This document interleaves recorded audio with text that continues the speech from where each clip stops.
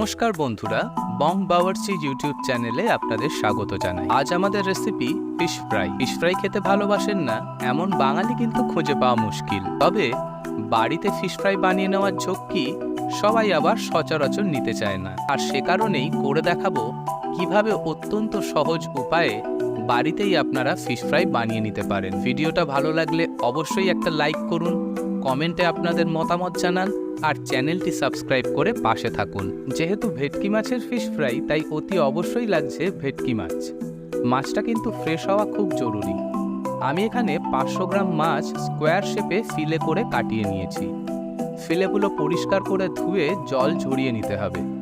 এরপর ফাস্ট ম্যারিনেশনের জন্য আধখানা পাতিলেবুর রস, 1 চা চামচ নুন আর 1 চা চামচ গোলমরিচের গুঁড়ো দিয়ে মাছের ফিলেগুলো ভালোভাবে মাখিয়ে নেব। আলতো হাতে মাছের দু পিঠই সুন্দরভাবে ম্যারিনেট করতে হবে।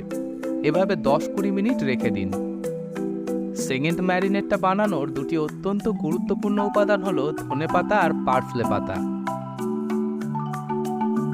একটা মিক্সার গ্রাইন্ডিং পটে একে একে দিয়ে দিচ্ছি একটা মাঝারি মাপের পেঁয়াজ টুকরো করে কাটা, 5-6টা কাঁচা লঙ্কা, 15 গ্রাম পার্সলে পাতা ফাইনলি চপ, 15 গ্রাম ধনেপাতা ফাইনলি চপ, আর দেব 6-7টা রসুনের কলি, 1 ইঞ্চি পরিমাণ আদা, সামান্য গরম মশলা আর গোলমরিচের গুঁড়ো।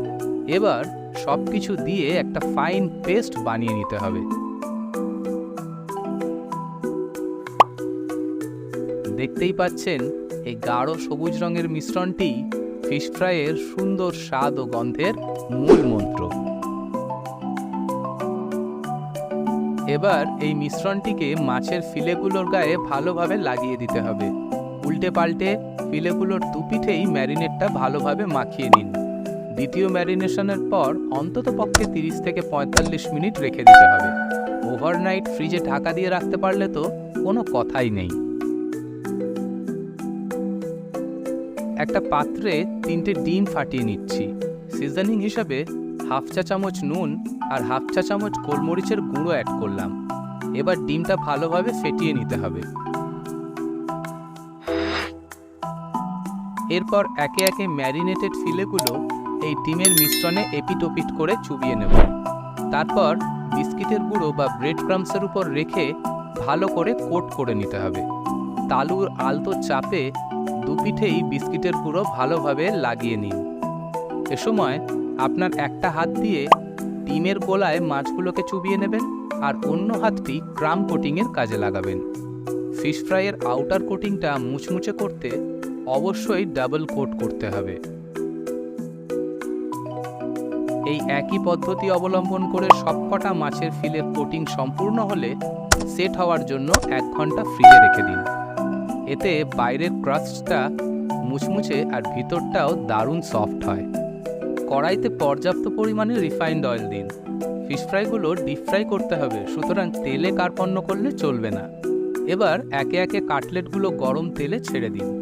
এ সময় গ্যাসের ফ্লেম মিডিয়াম টু হাই রাখতে হবে।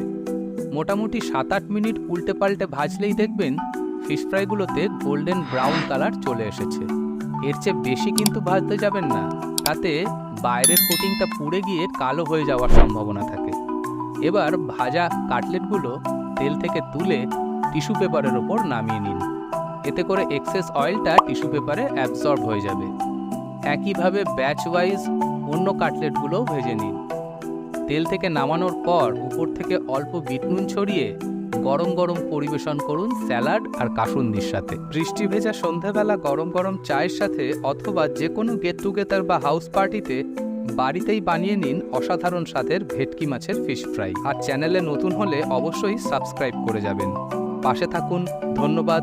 দেখা হচ্ছে পরের ভিডিওতে।